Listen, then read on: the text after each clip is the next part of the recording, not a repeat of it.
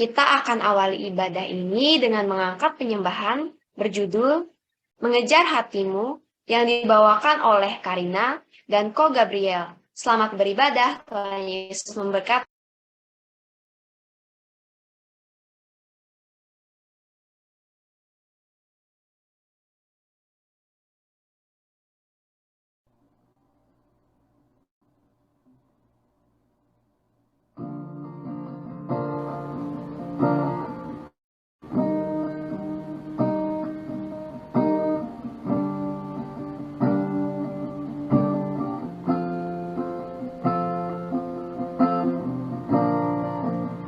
Dekat padamu itu rinduku,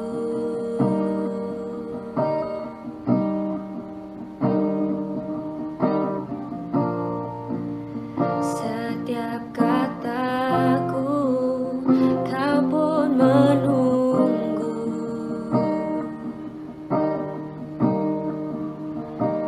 Tak kusangka ku temukan satu kasih yang abadi. Kini ku datang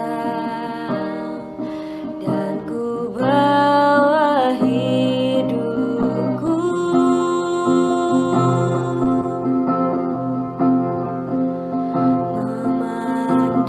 memandang wajahmu,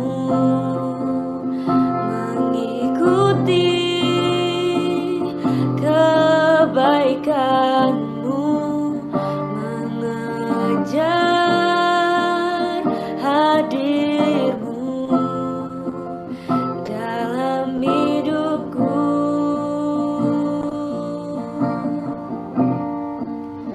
membawa sembahku, menyatakan kebesaranmu, mengejar hadirmu dalam hidupku,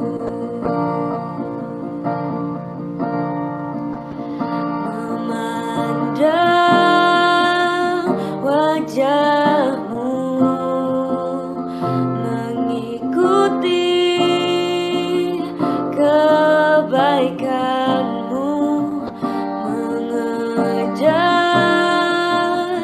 hadirmu dalam hidupku,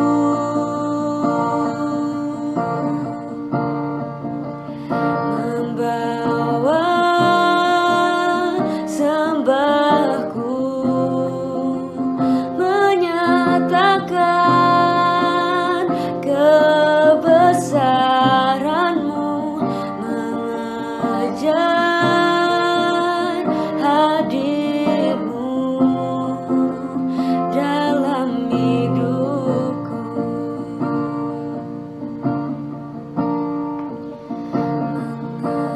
mengejar hadirmu dalam hidupku.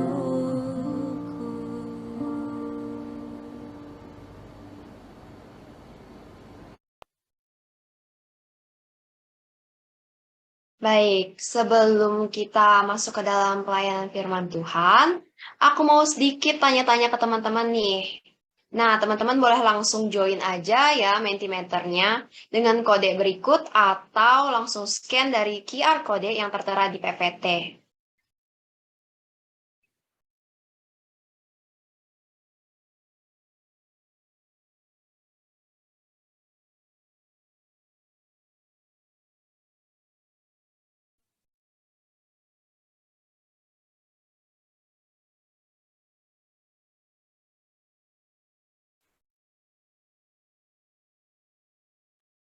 Oke, untuk pertanyaannya sendiri, apa hal yang sering kamu lakukan walaupun tahu bahwa hal tersebut adalah perbuatan berdosa? Oke, ada yang jawab kata kasar. Oke, ya emang sih kata kasar kadang bisa keceplosan ya keluar dari mulut. Terus malas-malasan. Oke, Malas-malasan sih kayaknya kebiasaan semua orang sih, tapi jangan sampai berlebihan sih malas-malasannya. Eh, aku sendiri juga salah satunya perbuatan dosa yang aku tahu kalau itu dosa tetap aku lakukan itu ya sebagian besar malas-malasan. Terus ada yang bilang baca Alkitab. Emang sih zaman sekarang kita tahu anak-anak muda, apalagi yang kayak sibuk kadang nggak ngeluangin waktunya ya buat baca Alkitab. Jadi mungkin teman-teman bisa lebih introspeksi diri, termasuk aku sendiri ya, supaya lebih baca Alkitab lagi. Oke, ada yang menunda-nunda, menunda-nunda, benar. Menunda-nunda itu kayak, wah itu sebuah kebiasaan yang buruk banget karena kadang itu malah numpuk kerjaan kayak gitu ya.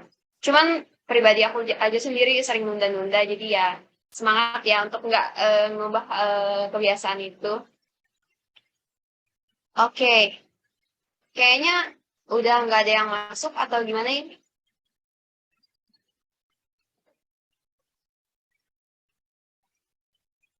Ada yang bilang males ikut ibadah. Waduh, kok bisa? Tapi nggak apa-apa. Semua orang punya alasan, tapi lebih baik buat berubah dari sekarang ya. Jangan malas-malasan. Nanti Tuhan juga malas-malasan nanti sama kamu. Terus ada juga yang bilang pacaran beda agama. Wow, itu no comment sih. Harusnya jangan memulai sesuatu yang susah untuk diakhiri atau susah untuk dijalani harusnya. Tapi namanya juga cinta ya. Jadi agak rumit. Jadi aku no comment sih kalau yang itu. Terus ini ada yang jawab lagi atau enggak ya? Kebanyakan aku lihat ini malas-malasan sih. Bener malas-malasan apalagi di zaman-zaman COVID kayak sekarang ini. Wah, itu kebiasaan yang udah tidak bisa dipungkiri lagi. Agak melekat sama kita. Apalagi COVID kita di rumah terus kan ya. Jadinya malas, malas, malas terus. Padahal harusnya kita kalau COVID kayak gini ya harusnya ya produktif lah. Mana enak kan kita saranan di rumah juga. Mengeluh. Wah, mengeluh.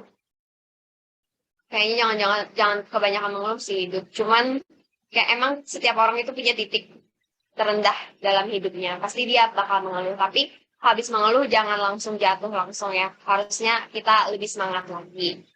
Kayaknya untuk Mentimeter kita kali ini sampai sini aja nggak sih? Kayak nanti kepanjangan lagi malah jadi sesi curhat. Oke, baik. Teman-teman, terima kasih ya buat respon yang dari partisipan tadi. Menarik banget jawaban teman-teman semuanya. Ada yang bilang mageran, ada yang bilang malas ibadah, ada yang bilang jarang baca Alkitab, ada yang bilang suka nunda, pacaran beda agama. Ya, tiap orang itu punya kesalahan dan punya dosa masing-masing. Tapi yang pasti kita harus makin dekat sama Tuhan dan beriman. Jadi makin kita tahu tentang Tuhan, makin kita bisa mengintrospeksi diri kita sendiri. Akhirnya nanti kita sedikit demi sedikit bisa merubah kebiasaan kita yang buruk itu jadi lebih baik. Amin. Oke. Sekarang mari kita kembali nyiapin hati kita dan pikiran kita untuk mendengarkan firman Tuhan.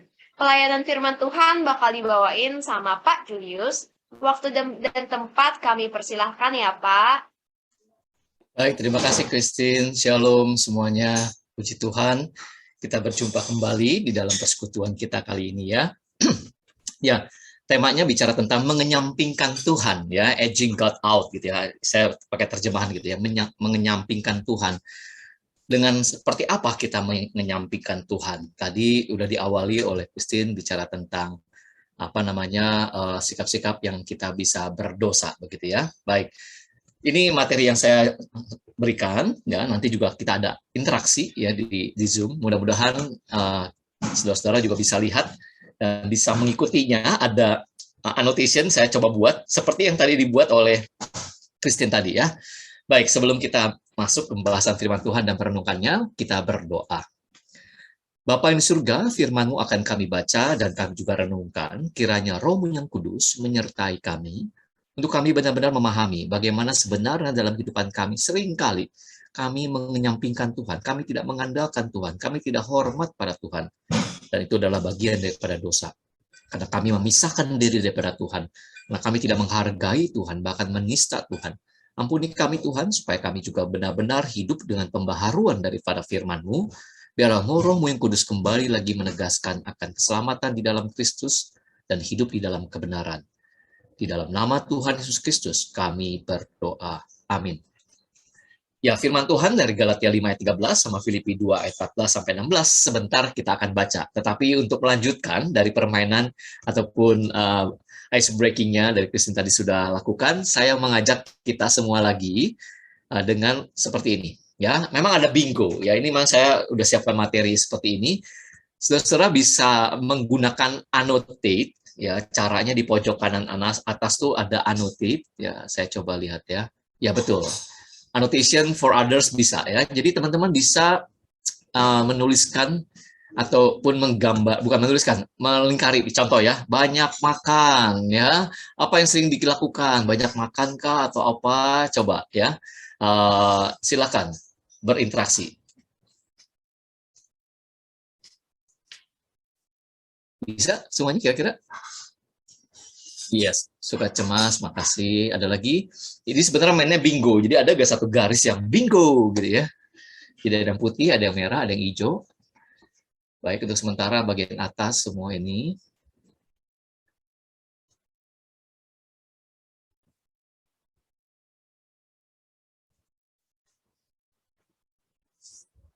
Ya.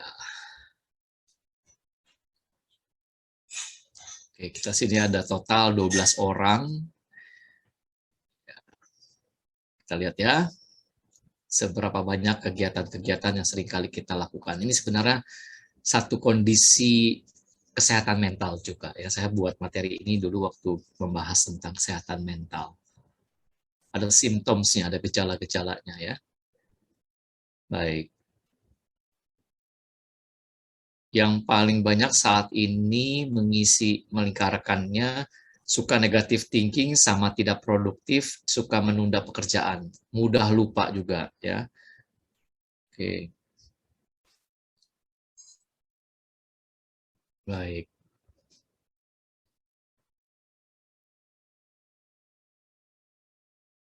Baik. Oh, udah mungkin sudah semua ya. Ini ada yang ungu nih, yang ungu kayaknya udah bingo nih ya. Suka cemas ya. Looking-looking aja dulu di online shop ya. Terus minat kerja menurun atau belajar menurun ya. Scrolling medsos sama dengan online shop tadi, mudah marah, mudah tersinggung barangkali ya. Baik. Oke, baik terima kasih. Oke ya. Oke, sudah. Baik ya. Baik. Nah, kalau kita bicara tentang dosa, memang apapun yang dilakukan dalam dunia kita ataupun manusia berdosa. Tetapi yang menjadi konteks kita pembacaan atau perenungan kita hari ini adalah sebenarnya satu kehidupan orang percaya dalam komunitas bersikap menghakimi. Di dalam kehidupan rohani kita menghakimi orang lain. Makanya di dalam kehidupan orang percaya terjadi seperti ini. Religiusitas yang legalistik. Contoh aja, saya balik lagi ke apa sih maksudnya religiusitas yang legalistik? Artinya kita melakukan ibadah, kita melakukan pembacaan firman Tuhan, kita menghafal ayat, kita memakai aksesoris agamawi begitu. Lalu kita mengklaim, wah saya sudah setidaknya melakukan aktivitas seperti ini, ya dengan lakukan. Tadi juga ada cerita kan, ada yang menuliskan malas beribadah gitu ya. Wah malas lu, nggak boleh lu, dosa lu, selalu Pak. Karena menganggap diri aku sudah melakukannya begitu ya, aku sudah rajin baca firman Tuhan, barangkali mungkin posting di medsos atau juga barangkali di grup itu tuh, di grup WA atau apa, wah posting ayat-ayat gitu ya, ayat bertebaran di mana-mana. Jadi disebut religiusitas, tapi yang legalistik kenapa? Karena diatur, karena ada satu apresiasi atau penghargaan pada orang yang melakukannya. Salah gak sih? Tidak salah sejauh memang itu dilakukannya dengan tulus, tetapi yang menjadi salah adalah untuk menunjukkan kepada orang lain. Nah, itu yang disebutnya religiusitas yang legalistik. Ya, karena seperti orang-orang Yahudi, mereka beribadah, mereka memberi persembahan, mereka memuji, mereka berdoa supaya ditunjuk dilihat oleh orang lain. Seperti itu. Lalu juga ada namanya labelisme agamawi. Nah, sebelum sebut labelisme agamawi, saya jelaskan lagi di sini ya. Ada orang yang barangkali tidak berani mengambil tanggung jawab baru diminta pelayanan. Lu payah, lu katanya orang Kristen. Kan lu orang udah rajin. Nah, itu labelisme. Kita melabel, misalkan contoh lagi ya, labelisme. Misalkan contoh di sini mudah lupa lah barangkali, mudah lupa. Yang tadi juga ada isi ya, mudah lupa. Lu kan pengurus. Kok lu suka lupa sih? Gimana sih, orang harus pengurus itu rajin dong, lu harus inget dong gitu. Nah, itu labelisme agamawi.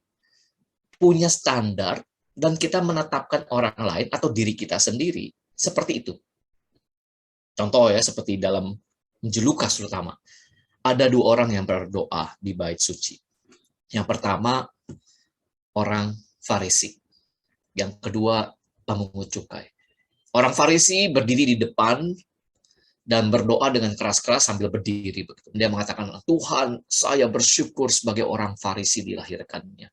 Tidak seperti para pencuri, pemungut cukai yang berdosa itu. Wah, jadi udah ada label Farisi dan menunjuk orang lain. Pemungut cukai, pencuri, dan seterusnya orang berdosa. Tetapi si pemungut cukai sendiri berdoa seperti apa? Dia duduk di belakang, paling belakang, dan merendahkan dirinya dan mengatakan, ya Tuhan, saya orang berdosa. Saya sudah melakukan hal yang salah. Yang satu mengakui, memuji berdasarkan dirinya, melabelkan dirinya buat berharga, dan mengklaim merendahkan orang lain yang dianggap berdosa. Nah, seperti itu. Jadi konteks bahas kita saat ini adalah hal-hal demikian. Jadi ada religiusitas yang legalistik, labelisme yang agamawi. Yang ketiga adalah hyper grace. Apa tuh artinya hyper grace? Hyper kan berlebihan gitu ya. Grace itu anugerah.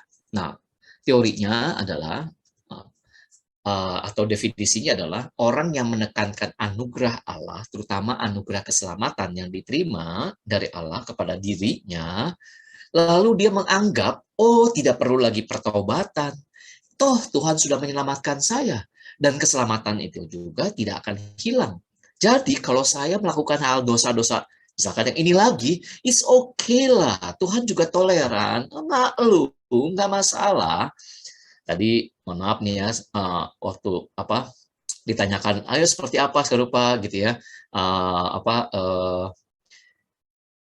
Christine juga mengatakan, aduh saya nggak komen dulu dah atau apa begitu ya. Mungkin teman-teman yang lain juga sama.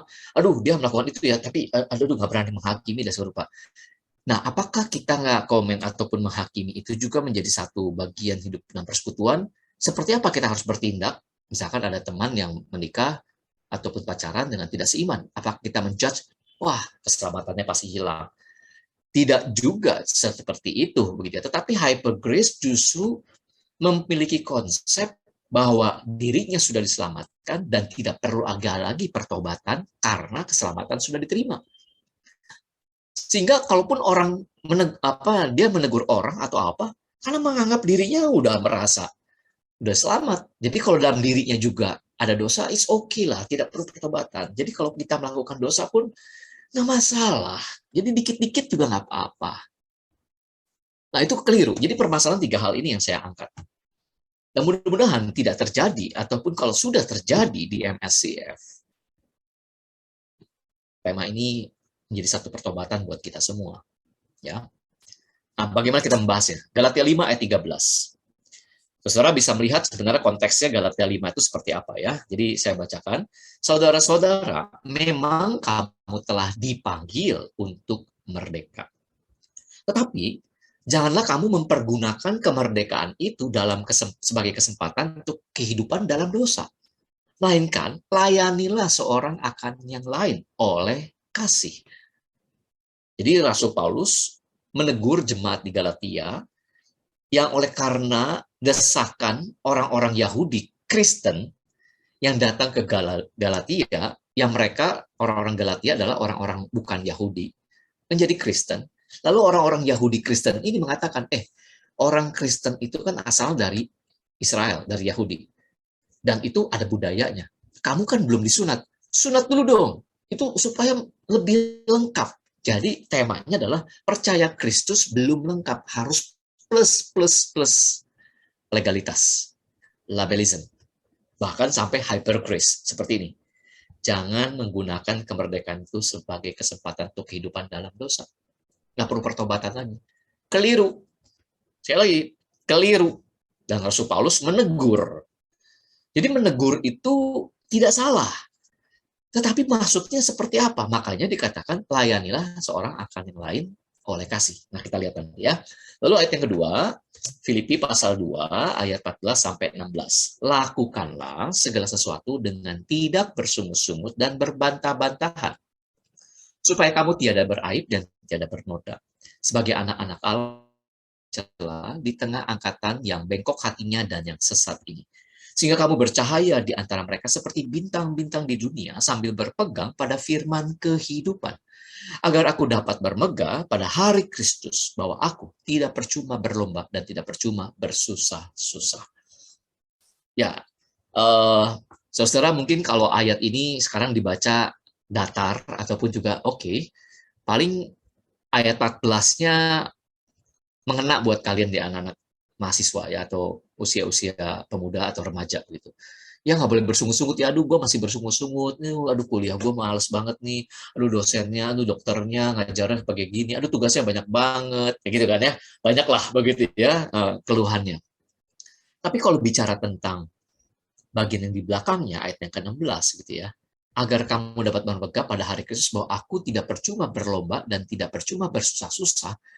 Ini kalau konteksnya kali sebagai orang tua atau juga dosen seperti saya ini ya, mengajar dengan penuh dengan hati, dengan tenaga, pikiran gitu. Tapi ternyata nanti orang tua melihat anak-anaknya, kok nggak denger-dengeran sih kata orang tua. Aduh, sedih deh. Bahasa anak sekarang mengsedih katanya gitu ya, mengsedih gitu ya. Waduh, gimana ya, kecewa dia. Atau terakhir, ini kan Paulus juga menuliskan kepada jemaat di Filipi yang dia sedang ada di penjara. Dia sedang ada di penjara. Tapi mengingat atau mendengar berita jemaat di Filipi itu begitu bagusnya. Dia memuji sebenarnya. Memuji jemaat di Filipi. Beda dengan jemaat di Galatia. Di Galatia, Paulus banyak menegur. Bahkan ada kata-kata kasar. Kamu begitu bodohnya. Lekas berbalik dari iman yang telah engkau terima daripada Kristus. Dicatat seperti itu di dalam Galatia. Tapi kalau di Filipi banyak kata sukacita. Aku bersukacita, aku bersukacita, aku bersukacita, aku bersukacita. Sehingga ada yang menafsirkan ataupun menyebutkan surat Filipi itu adalah surat sukacita. Karena penuh dengan sukacita. Tapi walaupun penuh dengan sukacita, tidak terlepas dari kehidupan realitas yang salah. Makanya di dalam ayat 2:14 ini pun disebutkan, lakukanlah dengan tidak bersungut-sungut dan berbantah-bantahan. Ya, jadi memang kita mungkin menegur, perlu, tapi bukan untuk menunjukkan aku lebih rohani. Kamu berdosa. Ya, tadi ada yang marah-marah juga begitu ya, mengisi tadi di Mentimeter. Ada akun di Instagram yang sering kali, tanda kutip ya, dengan kasar menghakimi, tanda kutip, maka saya bilang tanda kutip, menghakimi para hamba Tuhan atau gereja yang sesat. Apa salah? Saya boleh mengatakan, karena ada beberapa di antara mereka juga kenal, ya, saya boleh mengatakan pada mereka, betul sih dalam konteksnya kalian seperti ini, hanya ingat ada undang-undang informatika, teknologi, dan apalah ya, elektronika ya. Hati-hati dengan seperti itu. Kita menegur. Betul, perlu ada menara penjaga. Artinya perlu ada orang yang bisa berperan, bertugas sebagai penjaga menara penjaga. Watch tower, disebutnya watch tower. Di menara penjaga itu perlu ada orang yang jeli sekali melihat, oh, itu ada musuh. Itu jangan dibiarkan begitu saja. Perlu ada orang. Perlu ada orang. Tapi kalau orang yang tidak memahami konteks itu, akan menilai orang seperti ini adalah orang yang selalu menghakimi. Nah, kata menghakimi sebenarnya adalah keliru kalau tidak didasari akan kebenaran. Akan didasari oleh kita, karena ini hati-hati ada kesalahan, penyimpangan, yang benar tuh ini. Kalau tidak memberitahukan kebenaran, yaitu namanya menghakimi. Kita menjudge tanpa harus konfirmasi lagi. Jadi saya mengatakan beberapa orang waktu awal-awal itu, pastikan begitu. Walaupun terjadi perdebatan panjang ya, wah di Instagram di komen-komennya itu perdebatan, wah tajam sekali ya, luar biasa. Tapi hati-hati, saya bilang hati-hati, tetap murni niatnya. Cuma kalau memang nggak bisa, buat kalian yang belum bisa seperti itu, ya jangan ikut, jangan follow. Nah, itu muncul juga di dalam Instagramnya, memang jikalau tidak bisa. Ini namanya satir, ya satire. Satu ungkapan untuk penilaian. Kalau tidak sanggup, ya udah tinggalkan. Take it or leave it, gitu. Ya. Jadi perlu, saya katakan ini perlu. Ini apakah saya permisif? Tidak. Saya katakan perlu ada suara yang menegur. Perlu ada watchtower, seperti demikian. Hanya saya perlu jaga mereka betul-betul sesuai dengan kebenaran. Nah, itu yang modelnya seperti itu. Jadi bagaimana kita bisa memahaminya? Nah, saya ambil terjemahan lain, Galatia 5 ayat 13. Terjemahannya seperti ini. Ini dalam bahasa harfiah dari bahasa Yunani ya, diterjemahkan ke bahasa Indonesia. Jadi, saudara-saudari, kita dipanggil oleh Allah. Nah, artinya pengertian panggilan itu menjadi dasar utama. Kalau orang yang sudah merasa ataupun juga meyakini ia sudah lahir di dalam Kristus, pegang teguh baik-baik.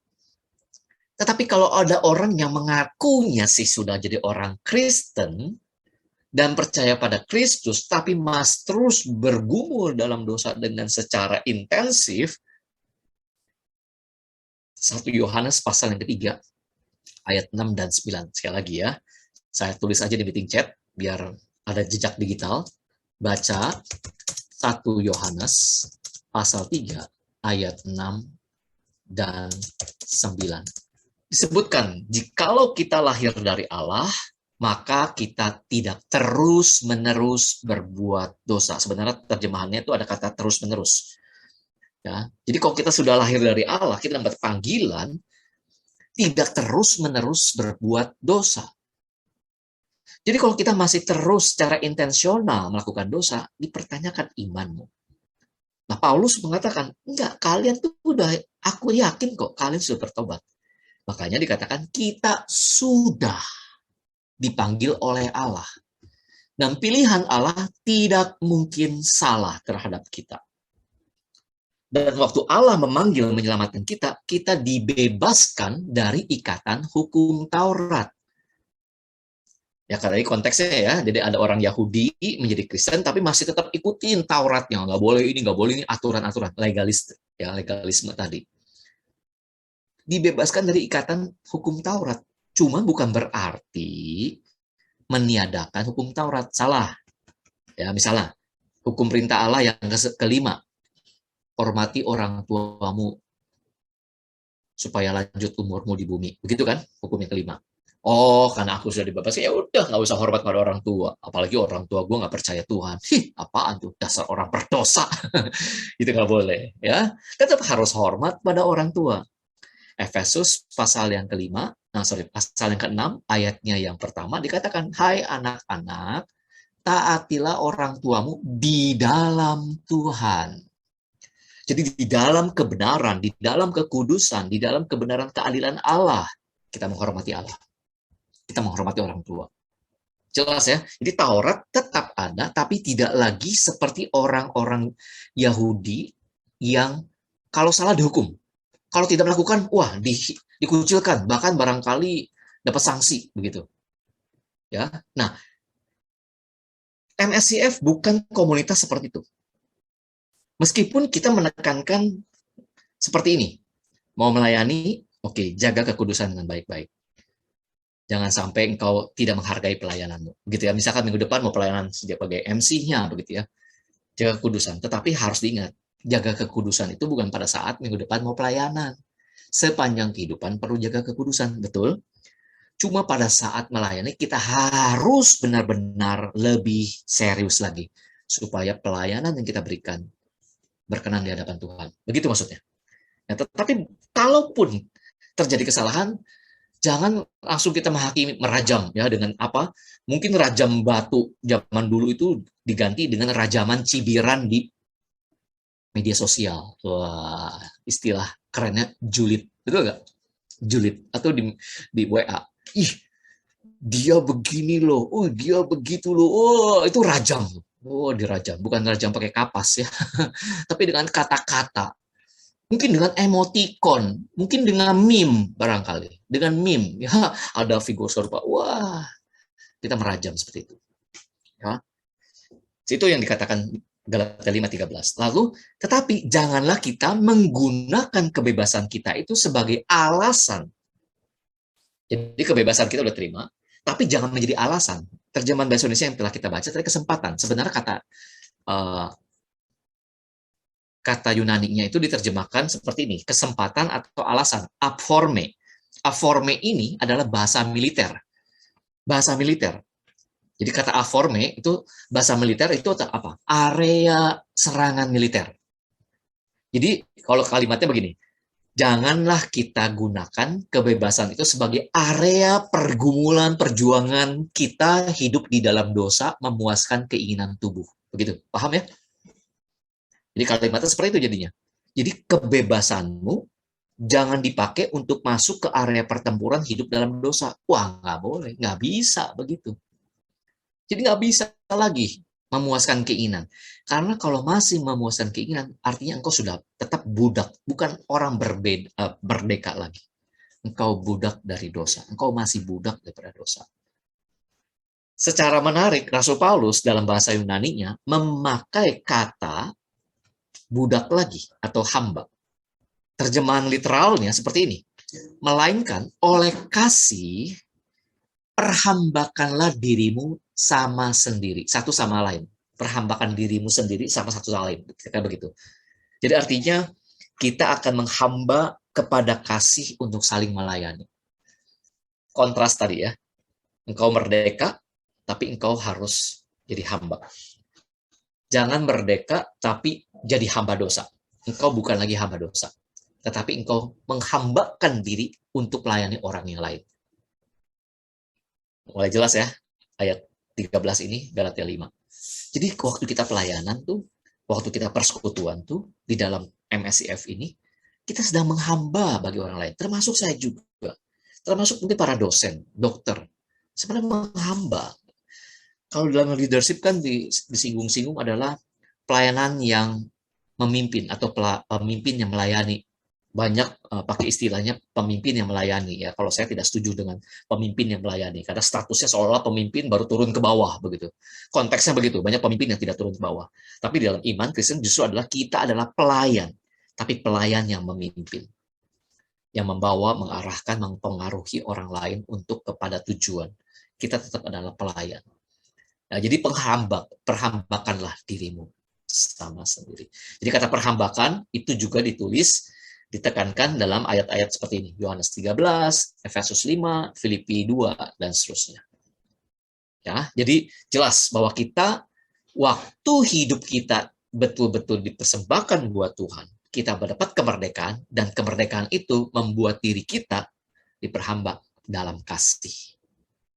Sehingga waktu menegur orang lain, karena kasih, kita bilang, bro, sis, jangan gitu. Kita akan betul-betul percaya kepada Kristus loh. Ayo, apa lagi yang kamu kurang? Nah, kayak gitu kan. Kita memang menghamba. Jadi jangan, dasar. Engkau munafik. Engkau pendosa. Jangan. Misalkan kayak tadi ada teman yang, aduh saya malas ke persekutuan. Langsung kita, aduh sis, atau apa yang perlu kita tolong supaya kamu semangat lagi. Apa ada yang kurang? Atau ada evaluasi dari kami, pengurus, kurang apa, begitu. Nah, itu namanya perhambakan dirimu sama sendiri, ya, sama-sama orang lain maksudnya. Jadi, itulah harus yang terjadi. Ya, jangan pakai, yuk kita berdosa aja, yuk kita menghadap berdosa, yuk kita sama-sama. Kan kita mendapat keselamatan. Apalagi menuding-nuding, karena melabelkan mereka orang berdosa, kita adalah orang benar. Jadi bukan begitu. Oke? Lalu bagian yang kedua. Sebelum bagian kedua itu saya berikan di dalam konteksnya, caranya seperti apa. Jadi di dalam konteksnya Galatia 5, ayat 14 disebutkan begitu kan, seluruh hukum Taurat tercakup satu firman ini. Kasihilah sesamamu manusia seperti dirimu sendiri. Tetapi jikalau kamu saling menggigit, saling menelan, awasilah atau awaslah supaya jangan kamu saling membinasakan. Mungkin konflik akan terjadi dalam persekutuan karena mungkin pelayanan itu waktu dikerjakan mungkin tidak seperti apa yang diharapkan barangkali gitu, atau cara kerjanya dia salah barangkali begitu ya. Nah, bagaimana supaya bisa melakukannya dengan baik? Paulus di dalam Galatia 5 melanjutkan hidup oleh roh. Jadi pada saat kita melakukan tidak menyampingkan Tuhan dengan cara adalah hidup di dalam roh. Hidup di dalam roh itu seperti apa? Engkau dipimpin oleh roh. Loh, tahu-taunya saya dipimpin oleh roh seperti apa? Balik lagi ke ayat-ayat yang kita bahas ini. Jangan saling menggigit, jangan saling menelan. Ini kan kata-kata yang sebenarnya kasar, kata-kata yang sarkas gitu ya. Jangan sampai menghina dan susah. Itu simpelnya begitu. Dalam persekutuan aja. Ya. Hargai satu sama lain. Beri dirimu. Seperti itu. Itu dipimpin oleh roh. Dan pada saat engkau dipimpin atau hidup dalam roh, akan muncul buah. Itu akan otomatis keluar. Tidak mungkin bisa terhindarkan. Pasti akan otomatis keluar. Meluap dalam dirimu. Buah roh. Di dalam ayatnya yang ke-22. Kasih, sukacita, damai sejahtera, kesabaran, kemurahan, kebaikan, kesetiaan, kelemah lembutan, penguasaan diri. 9 buah roh ini. Namun kalau engkau hidup di perhamba dosa lagi, makanya engkau melakukan perbuatan daging. Percabulan, kecemaran, hawa nafsu, penyembahan berhala, sihir, persetujuan, perselisihan, iri hati, amarah, dan seterusnya. Banyak banget, bukan? Nah inilah. Jadi hidup oleh roh, dipimpin oleh roh, makanya kita akan menghasilkan apa? Buah roh. Ya, warna biru saya tekankan. Jadi memang kita perlu hidup dalam roh. Secara konkretnya seperti apa? Nanti terakhir akan saya jelaskan. Itu dalam konteks Galatia. Lalu ayat yang kedua yang kita bahas tadi bersama adalah Filipi 2 ayat 14. Ya, ini pun pakai terjemahan bebas atau terjemahan yang lain. Di Filipi 2 ayat 14-16 disebutkan, lakukanlah segala sesuatu tanpa bersungsul dan tanpa bertengkar. Begitu kalian layak, dengan begitu kalian layak disebut anak-anak Allah, sebab kalian hidup murni, tidak bernoda, bersih dari segala kesalahan. Memang tidak mungkin kita sempurna seperti itu. Sekali lagi ya, kita tidak mungkin sesempurna seperti ini. Tetapi ini targetnya kita. Targetnya kita. Contoh ya, analoginya seperti ini, ilustrasinya seperti ini. Kalian kuliah, toh ada nilai maksimum nggak? Ada, 100. Secara nilai mata kuliahnya A, 4. Betul ya? 4. Misalnya SKS, WDK nih, WDK, 4 SKS. Wah, banyak banget kan ya. Aduh, kalau bisa gue nilainya bagus tuh. Jangan sampai 4 SKS dapat nilainya C. Aduh, gila, nggak balik modal. Nggak balik modal, kalau bisa dapatnya A, kalau bisa begitu. Ya. Nah, target A itu kan kalian punya arah. Lalu pada saat perjalanan perkuliahan, ada kuis, ada tugas, ada UTS, ada UAS. Waduh, nggak sempurna. Tetapi kalian punya target ke sana, bukan? Beda kalau orang atau mahasiswa yang kuliah kayak gini. Memang nilainya 4. Ya, gue nggak perlu muluk-muluk amat deh. Yang penting lulus aja, dapat nilai C pun sudah selesai, cukup buat gue. Sehingga apa yang terjadi? Orang yang seperti ini, ya udah, dia nggak sungguh-sungguh, dia asal-asalan, dia pun juga penting ada, kalau ada tugas, numpang dong, nyontek dong. Lihat, beda kan sikapnya? Targetnya ada, tapi dia menurunkan targetnya supaya mengexcuse dirinya, supaya bisa melakukan dengan tidak sepenuh hati. Itu yang ditegur Paulus kepada jemaat di Galatia tadi. Jangan mempergunakan kemerdekaan untuk hidup dalam dosa. Tapi dalam Filipi ini dijelaskan, targetnya 4. Targetnya 4. Nilai tadi 100. Engkau usahakan sebaik mungkin. Tapi kalaupun gagal, it's okay. Sejauh engkau melakukan dalam kebenaran. Paham? Itu yang dimaksudkan Paulus. Jadi tetap hidup murni, tidak bernoda. Itu yang diutamakan. Bedakan dengan kondisi lingkungan sekitar. Ada yang sesat, ada yang busuk. Persis kemarin, ada alumni dari perguruan tinggi lain yang dimana saya pernah melayani dan dulu sangat intensif juga melayani dia, begitu ya. Dia udah lama menghubungi saya, bilang, "Bang, apa kabarnya, mau curhat," dan seterusnya, begitu ya. Dia bilang begini, "Saya sepertinya sedang dihakimi oleh keluarga." Maksudnya apa? Jadi diceritakan bahwa dia dan pasangannya, saya sebut pasangannya ya, mereka udah suami istri, menginginkan rumah dengan mencicil, gitu ya, dengan mencicil. Di mana nanti akan adanya lahir seorang bayi yang mereka sudah lebih kurang hampir 7 tahun merindukan kelahiran seorang anak bagi mereka. Tapi mereka ingin punya rumah. Selama ini mereka hampir 7 tahun itu ngontrak, kira-kira begitu. Lalu ada dana setidaknya, lalu ingin mencoba. Tapi pekerjaan mereka adalah pekerjaan yang tidak tetap. Walaupun pekerjaan itu honorer, istilahnya seperti itulah, tidak tetap. Tapi setidaknya ada dana. Tapi dana itu adalah dengan cicilan, KPR. Cuma masalahnya di bank itu mungkin agak ribet begitu ya. Akhirnya disarankan oleh keluarganya, udah pakai cara fiktif aja, ada perusahaan ini, ada perusahaan begini. Lalu pasangannya mengatakan, "Sorry, itu cara yang tidak benar. Saya mau melakukan yang benar." Wah, entah bagaimana caranya, pokoknya udah dibuatkan surat itu, dan akhirnya ditelepon bahwa orang bank atau orang yang memberi kredit akan datang survei. Wah, dia gelisah. Dan pada saat dia mengungkapkan keberatannya, dimarahin sama keluarga, dikucilin. "Dasar so suci lo," katanya gitu. "Lu susah tapi sombong, nggak mau ditolongin dengan cara itu." Wah, dibilang-bilang gitu. Nah, itu yang kesulitan dia. Terus saya katakan, kalian harus tetap kuat iman. Ya, itu wajar. Karena ini ajaran di tengah zaman yang sesat dan bengkok, sekalipun itu keluarga. Ya, saya mensupport dia dan katakan, "Mohon maaf, saya tetap lakukan yang benar." Dan saya bilang, "Pernah nggak kalian datang ke bank?" Gitu ya, saya kasih solusi. "Pernah nggak kalian ke bank? Pernah nggak kalian seperti ini?" "Oh ya belum." "Ya udah, coba ungkapin." "Saya yakin kok pasti akan ada solusinya," begitu. Ya, saya tinggal nunggu beritanya aja beberapa hari ke depan ini ya.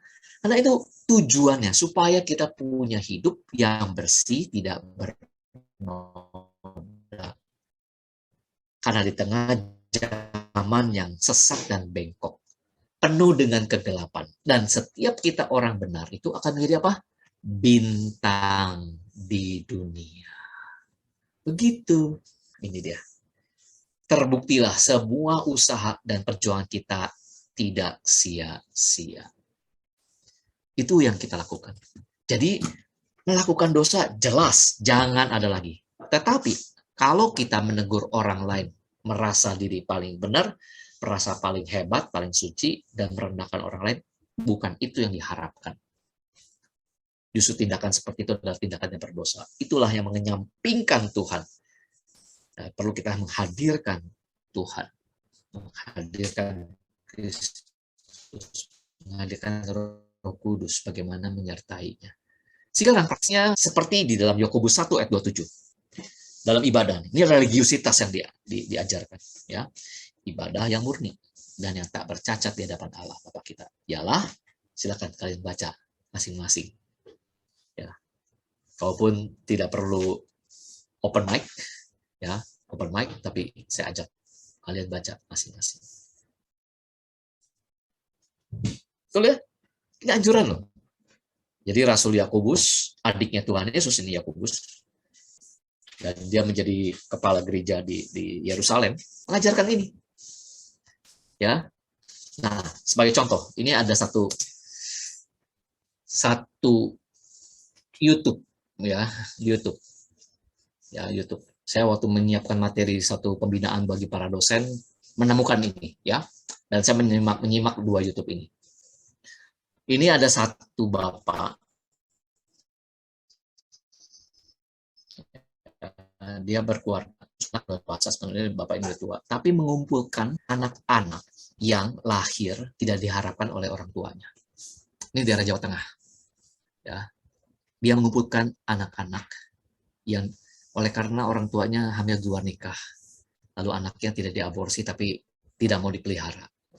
Lalu dia tampung, dan jumlahnya banyak banget, dan dia lakukan sudah lama.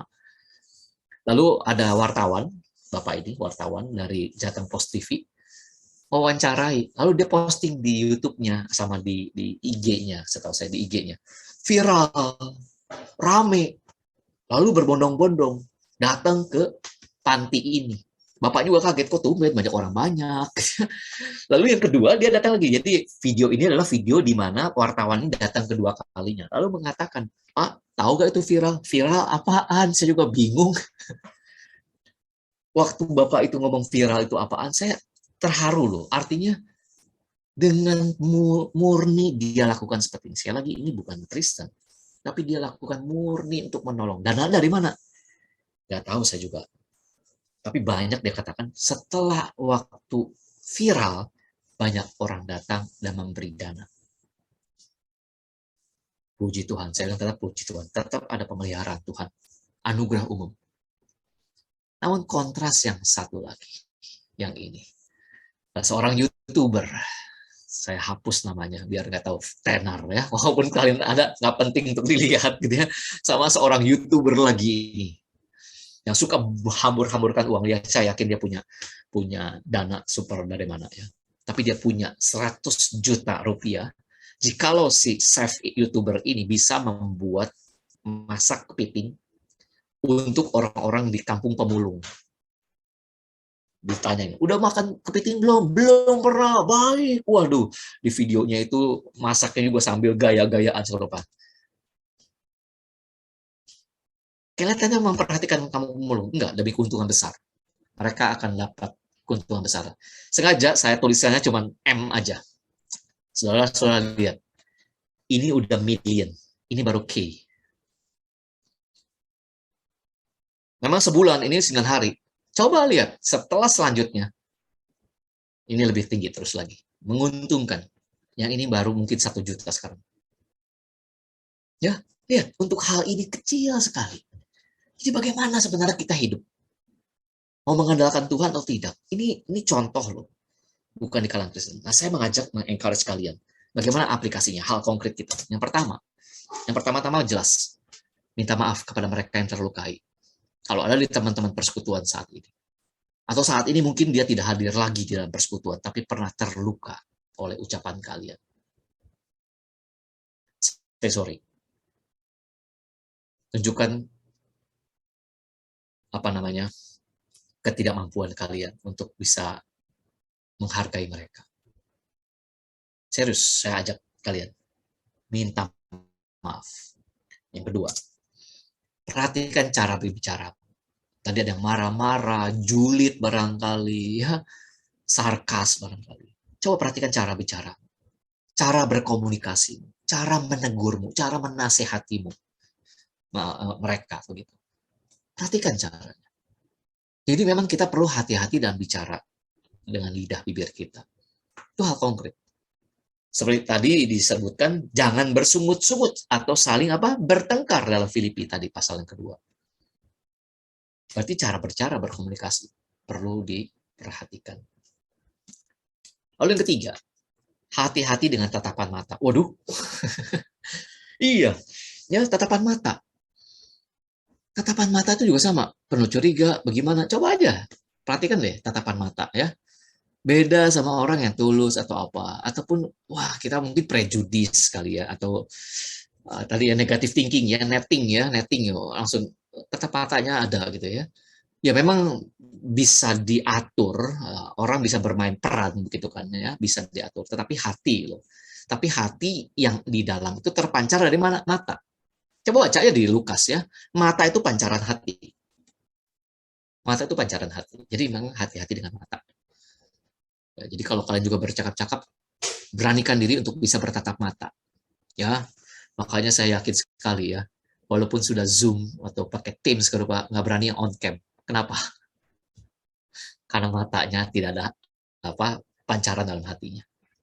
Betul nggak? Sorry, bukan berarti yang tidak on cam itu hatinya gelap ya. Baik, lanjutkan yang keempat. Hindari gosip. Dengan cara apa? Gosip itu omongan. Meredam atau memadamkan. Tahu gak? Langsung tutup aja mulutnya. Diam lo. Udah jangan ngomong lagi. Atau kalau ada berita di WA misalnya dikirim, gitu ya. Udah jangan di forward. Oh, saya bersyukur ada kebijakan dari WA itu hanya sekian kali forward aja udah selesai, nggak boleh lagi. Ya, walaupun ada triknya lagi, ada caranya lagi memang ya. Tapi setidaknya dibatasi begitu. Betul. Hoax, berita palsu, sesat itu muncul karena kita seringkali forward, forward, forward. Janganlah jadi pribadi yang forwarder. Forwarder itu orang yang meneruskan pesan. Jadilah pribadi yang meredam, yang menghentikan, yang membuang segala hal yang tidak baik, tetapi menjadi pribadi yang memberikan berita yang benar, yang membangun, yang memuliakan Tuhan. Terakhir, salinglah menyapa, saling mendoakan, dan saling terlibat dalam pelayanan diakonia. Diakonia itu apa? Pelayanan meja, sama seperti tadi. Yatim, piatu, janda, mungkin orang yang sedang sakit. Kalian kan medis, mungkin berkunjung ke rumah sakit. Sudah lama ya, dulu namanya TLC ya, Tender Loving Community. Itu ada pelayanan visitasi ke rumah sakit. Walaupun kalian juga mungkin sering ke rumah sakit begitu ya, tapi datang mengunjungi. Karena di rumah sakit Siloam itu ada pelayanan. Dimungkinkan kalian untuk datang, mengunjungi mereka yang sakit dan mendoakan mereka, menguatkan. Tidak hanya yang Kristen, tapi siapapun yang datang. Ya, dulu waktu saya menjadi orang tua asrama di TC gitu ya, ada mahasiswi yang dirawat, dia cerita, Pak, tadi ada datang persekutuan dari TLC katanya, mendoakan saya, oh senang sekali diperhatikan dengan teman-teman mahasiswa. Wow, menjadi berkat bukan? Kenapa tidak begitu? Ya, jadi terlibatlah di dalam pelayanan karena disitulah menghadirkan Allah, menghadirkan kasih yang Tuhan sudah nyatakan. Semoga apa yang kita bahas kali ini betul-betul mengencourage kalian, mendorong kalian untuk hidup di dalam kebenaran. Jangan lagi hidup di dalam dosa. Puji Tuhan. Mari kita berdoa.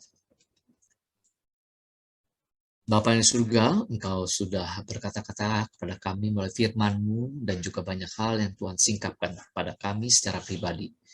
Biarlah Roh Kudus yang bekerja. Perkataan manusia bisa terhenti dan dilupakan, tetapi Engkau yang terus bersuara melalui kuasa Roh Kudus yang ada dalam hidup kami sebagai anak-anak-Mu yang telah Engkau panggil untuk selamat. Dan kami menggunakan keselamatan itu, mengerjakan keselamatan yang ada pada hidup kami untuk menyatakan iman, menyatakan Kristus, menyatakan kasih kepada orang lain. Berkati setiap pelayanan yang kami lakukan, juga apa yang kami sudah dapati ini, boleh kami lakukan dengan konkret, dengan nyata. Terpujilah nama Tuhan kami Yesus Kristus, Juru Selamat kami yang hidup. Kami berdoa dan memohon. Amin.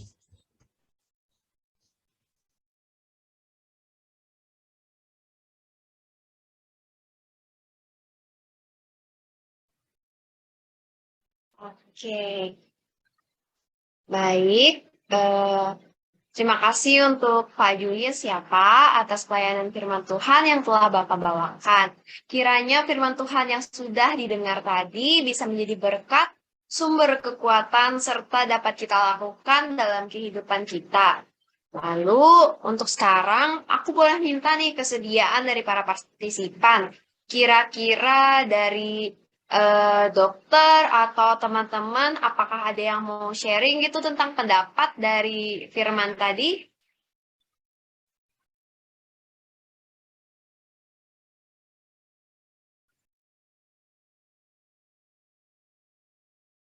Ada yang mau berpendapat nggak? Aku izin Kalau berpendapat gitu, ya.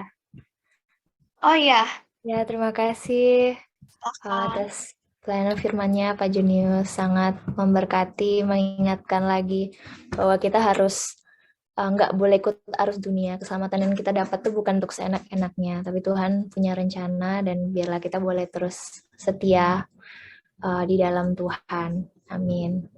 Terima kasih. Terima kasih, Dr. Pepi. Prisil, saya panggil. Jadi teman-teman inilah yang alumni kalian ya, yang dulu namanya saya sebut tadi TLC ya, Tender Loving Community ya. Merintis PA juga bersama-sama dari awal ya. Makasih loh Dr. Priscil. Terima kasih. Dari zaman waktu itu sudah dibimbing Pak Junius loh. Teman-teman.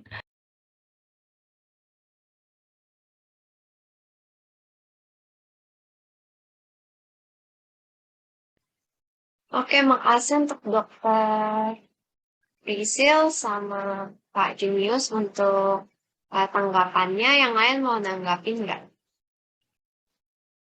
Nah, kalau nggak, aku mau, kalau dari pribadi aku sendiri sih, aku sadar banget ya kalau aku pastinya sering ngelakuin kesalahan-kesalahan yang aku bahkan sadar kalau itu kesalahan kayak gitu. Terus terutama julidnya ya. Kalau sekarang, kalau pribadi aku ya suka julid gitu ya.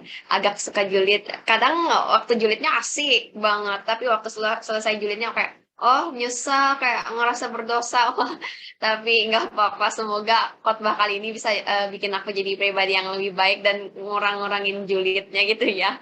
Terus sama yang lain juga ya, jadi nggak membiasakan kebiasaan buruknya gitu.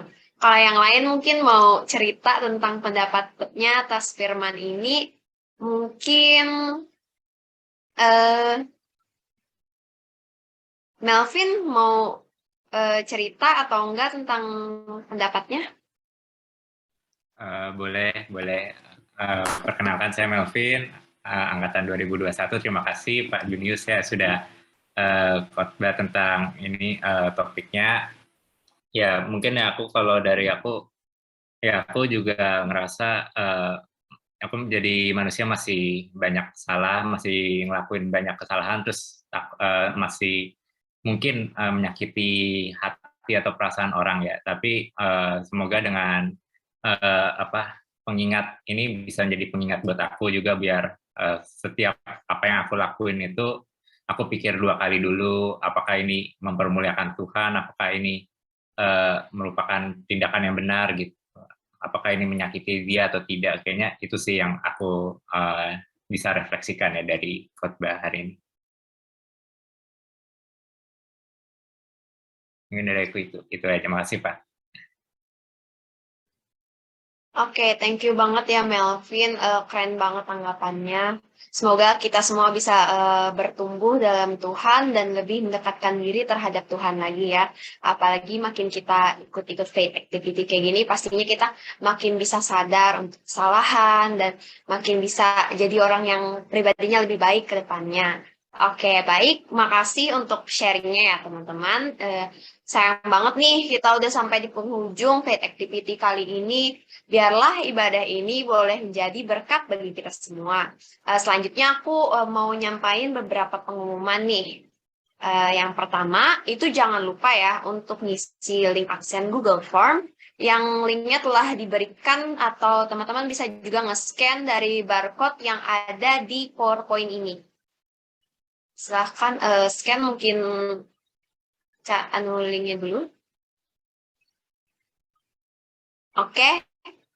Kita kayaknya next aja ya. Selanjutnya, kalau teman-teman berkenan nih untuk ngikutin prayer meeting, teman-teman bisa ikut di besok hari, tanggal 19 Maret, pukul 19 WIB, sampai ketemu besok pokoknya ya, jam 7 malam.